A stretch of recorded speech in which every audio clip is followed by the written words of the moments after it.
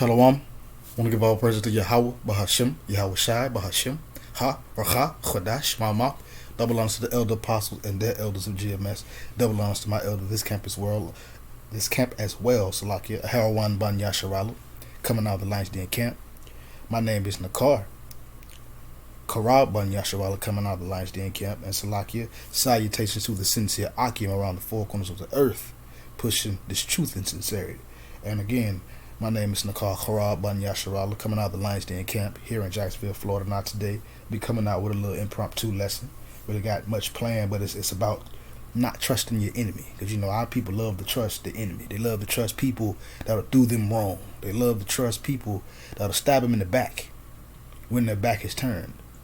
Sometimes our people trust people that'll stab them in the stomach while they're looking at them, But, according to the scriptures, we're not supposed to trust our enemy, and we already know who our enemy is.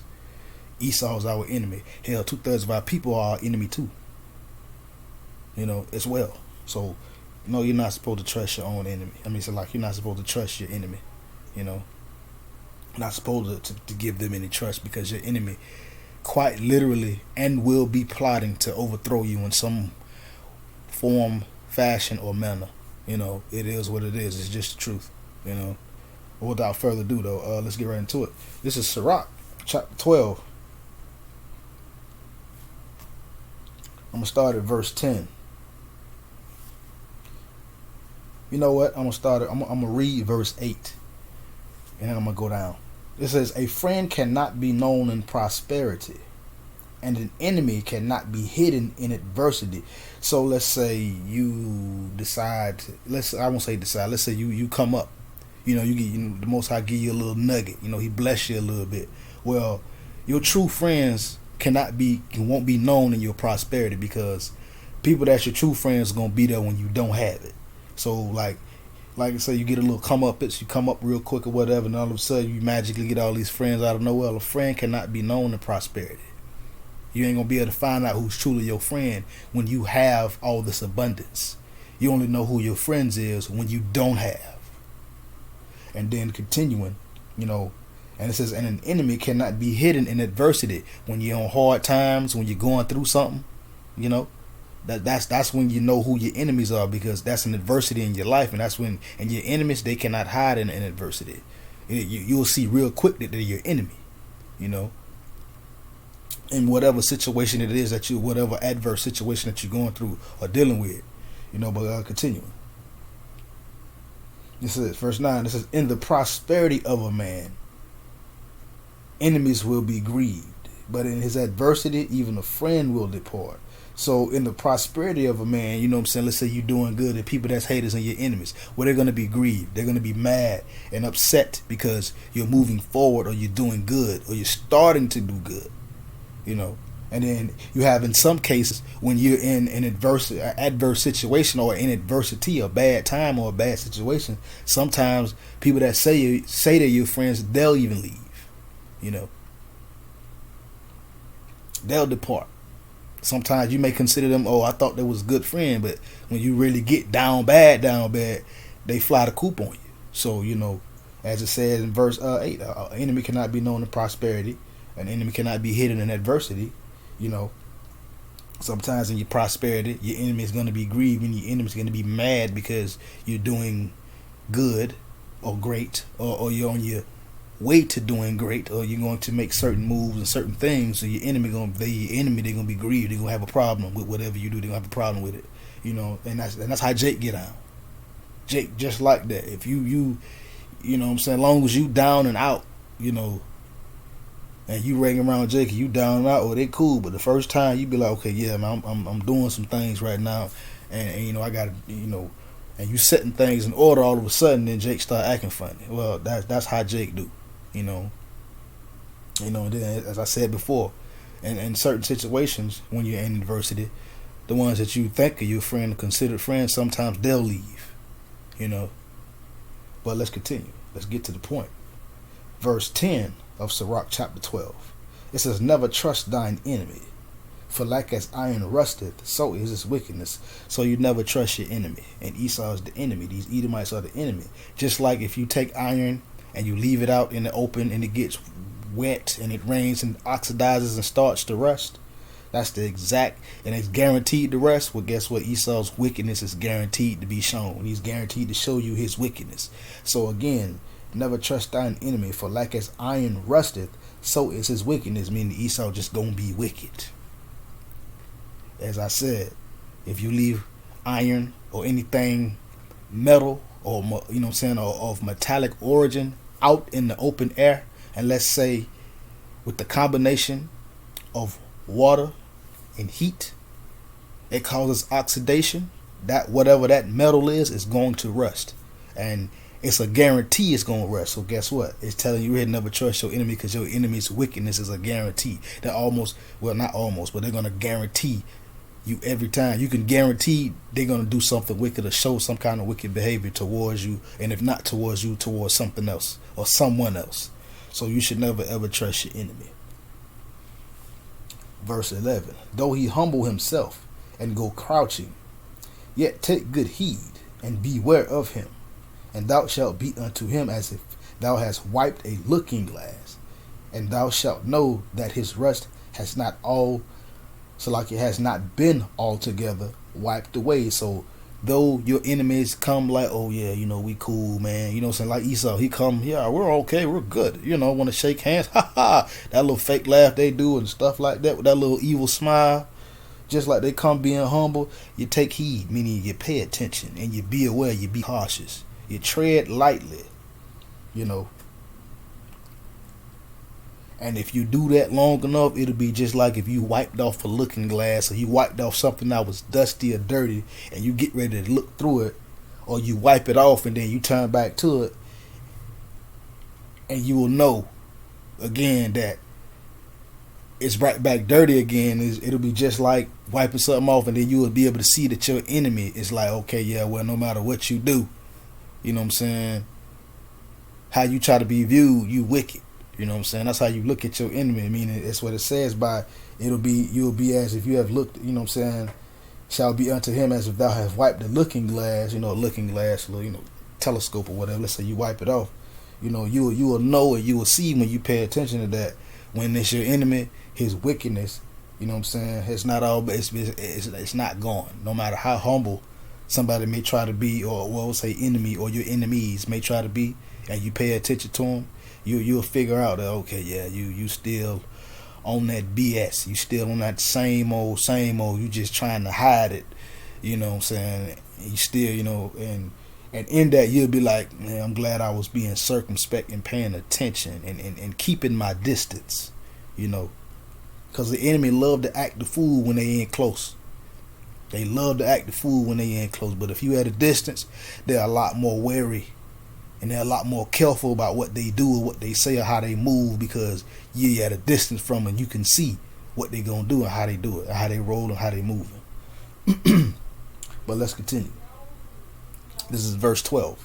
It says, set him not by thee, lest when he hath overthrown thee, he stand up in thy place. Neither let him sit at thy right hand, lest he seek to take thy seat, and thou at the last remember my words and be pricked therewith. So you don't sit your enemies close. You know that old school saying where they say keep your friends close but your enemies closer. You should never ever have your enemies in close, because they plotting and they planning how to get you up out the way. They plotting and planning how to take your spot, or stand up in your in your lot. You know, and you don't sit him at your right hand. I mean, you don't give him no privileges or no power or nothing. But Jake love to do Esau like that. He love it. They love putting Esau up on the pedestal. Oh yeah, it's my homeboy. He coming in your house, playing with your kids and all this stuff. And that thing, you know, it be on the news. This same dude, this same Edomite be done touch one of your babies, but he's supposed to be cool. So you don't let your enemies in close. You keep them at arm's length. You keep them at a distance. You keep them where you can see them. You know, that's how you do Esau. You feed them with a they say a long handle spoon. We'll feed them with a long pole spoon, with a 10-foot flagpole spoon. You keep them you keep them at you keep them away from you, but you keep him in close enough to if you may have to grease him, you can touch him. You know, spiritually, of course. We ain't in the time to where we can actually put the screws to Esau at this moment, but that time is coming. But right now, spiritually, you keep your enemies at a distance. You always keep them at a distance. You know what I'm saying? It's like I forget what it's called, but it's a boxing stance where you have one hand up and you have one hand, you know what I'm saying, in your face, whatever your guard hand that you're gonna punch, where you have the other hand straight out, you know what I'm saying, at your enemy's face, so they can't really get in, and you use that hand to block, you know what I'm saying, and when you open up, you throw the other hand. So that's what you do. You use, you know what I'm saying, tactics like that spiritually to keep your enemy away from you. And you don't want, like I said, don't sit your enemy at your right hand. Unless, let's say somebody tell you, hey man, that person there, watch him, don't trust him, and you get him in close, and then he do something to you, and then you remember whatever so and so told you about whatever person that you keeping in close, and then you be pricked. Meaning, you be like, God darn it, I should have listened. That's what you do. So you should never ever trust your enemy. But our people love trusting in a place and in a man that is the enemy that never gave a flying flip phone by our people to begin with. Esau cares nothing for the Israelites. America cares nothing for the Israelites. As a matter of fact, America means bitter. It's a bitter place. This is a bitter place for our people, but our people trust in this place. And they trust in the ones who forced our people to build this place. So, as a matter of fact, real quick, let me get this precept. This is Hosea chapter 4, verse 6. It says, my people are destroyed for a lack of knowledge. Because thou hast rejected knowledge, I will also reject thee, that thou shalt be no priest to me, seeing that thou hast forgotten the law of thy power, and I also will forget thy children. So our people are destroyed for a lack of knowledge. Our people get destroyed because they trust Esau. They trust the enemy, so they get bust up because they lack the knowledge to know not to trust them, because our people have rejected knowledge. And even when they do tell them, they reject knowledge. They be like, they don't want to hear it. So the Lord says, because they reject the knowledge, you know what I'm saying, he said there ain't going to be no priest unto him. And because they have forgotten the law, the Lord said, I'm going to forget your children. That's why a lot of Jake kids getting shot up and gunned down the streets and getting kidnapped and stuff is happening. The Lord is forgetting 2/3 of our people's children because they chose to be hard-headed and disrespectful, because they chose to trust in the enemy. And the scriptures say you never trust your enemy, ever. You don't ever trust your enemy. You always look at them with the hawk eye. You always look at them with your eyebrow raised up. You always baby, you always mugging them. Walking, you know what I'm saying? Looking at them like, yeah, all right, yeah, okay. I see you. You supposed to let your enemy know that all the time. Yeah, I see you. You ain't moving slick nowhere. You ain't sliding nothing. I see you. So we're not supposed to trust our enemy, at all. I have one more precept in the same chapter of Sirach 12. This is verse 16. You're still on the subject and the topic of never ever trusting your enemy. It says, an enemy speaketh sweetly with his lips, but in his heart he imagineth how to throw thee into a pit. He will weep with his eyes, but if he find opportunity, he will not be satisfied with blood. So even though you may have an enemy that's speaking sweet, such and such, on trying to sound good in front of people while you there, in his heart, in his mind, his law, he trying to figurate, calculate, configurate a way to throw you into a pit, to cause you to fall, to cause you to be in some kind of adverse problems or situation. And when it happens, if he do, he'll act like he's so concerned. Oh man, But guess what? If he find any opportunity to put the screws or run you through the grinder, he ain't gonna be satisfied with blood. He gonna do it. So you should never ever trust your enemy. Just like your enemy be plotting and trying to figure out a way to destroy you, you should be waiting and plotting on a way to either get out of the way, or be ready to do the same thing to them.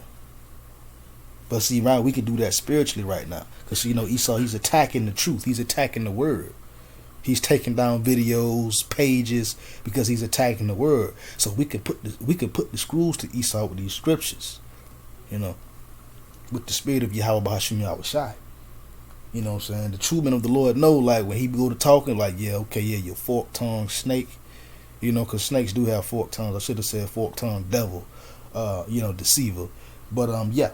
So, that's how Esau goes. That's how an enemy moves. You never ever trust him. You be like, yeah, okay, I see you. You know what I'm saying? Sometimes, honestly, me personally, I have to pray. Because I be seeing Esau be moving a certain way. I be like, I see you. I'm going chill, because, you know, as a matter of fact, just on not being carnal. You know what I'm saying? That we must deal with these things spiritually. This is Sirach 28 and 11. Says, and hasty contentions kindleth a fire, and hasty fighting sheddeth blood. So we'll say, you know, don't be carnal. You see Esau, you know, we be wanting to, yeah. You know what I'm saying? Put the and one on him, you know, cross him up real quick. But a hasty contention, you know what I'm saying, or a striving towards another man, that kindles a fire, that can cause a problem. So, you know what I'm saying, and the hasty fighting, it'll shed blood. Somebody can get hurt, or somebody can even die, because what people don't understand is the true men of the Lord. Yeah, we mad, we hate this place, we don't like it at all. We do not like it.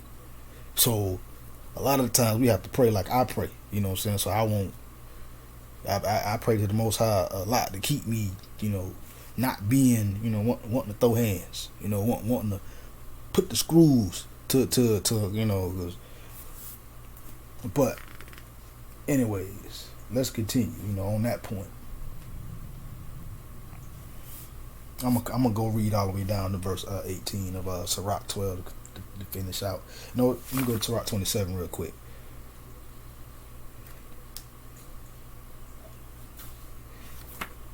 Concerning, you know what I'm saying, the enemy speaketh sweetly. This is Sirach 27 verse 23. It says, when thou art present, he will speak sweetly and admire thy words, but at the last he will writhe his mouth and slander thy sayings. That's what enemies do. You know what I'm saying? When you in his face, when you present, you know what I'm saying, he'll speak sweetly. He'll admire, oh yeah, man, this guy here, man, you don't know, this brother here is all right. You know, that's how Esau get on, especially Jake like that too. Yeah, he cool, man. Yeah, he good, man. But then it's the minute you not around, they rise their mouth and they talk trash and they'll slander your character, and they'll go and talk to other people about you. You know what I'm saying? Behind your back. So you never should trust your enemy. Now let's continue back at verse 17 of Sirach chapter 12. It says, if adversity come upon thee, thou shalt find him there first. And though he pretend to help thee, yet shall he undermine thee. So when adversity does come upon you and it's an enemy, you always manage to see your enemy around you first, before anybody else figure it out. Why? Because 10 out of 10 that they had a hand in it, or had a hand in something causing you some kind of problem somewhere. So in adversity, you'll find him there first. And though he pretend to act like he helping you, don't believe the hype. You know, public enemy, don't believe the hype. Yet your enemy is gonna undermine you. He's gonna just disrespect you. He's gonna come up and try you. Verse 18, last point. He will shake his head and clap his hands and whisper much, and change his countenance. So when you're going through a problem, you're going through something, he'll shake his head. They be like, oh, man, I don't know what's going on with that guy over there, man. You know what I'm saying? You know, you feel me? You know, laughing with other people, talking about you, you know, clapping you, whispering, telling people all kind of tomfoolery mess about you. And he'll change his countenance. You know, his demeanor, how he carry himself, how he act towards you, that it'll change. It will change. So you should pay attention, and you should never ever trust your enemy. And with that, shalom.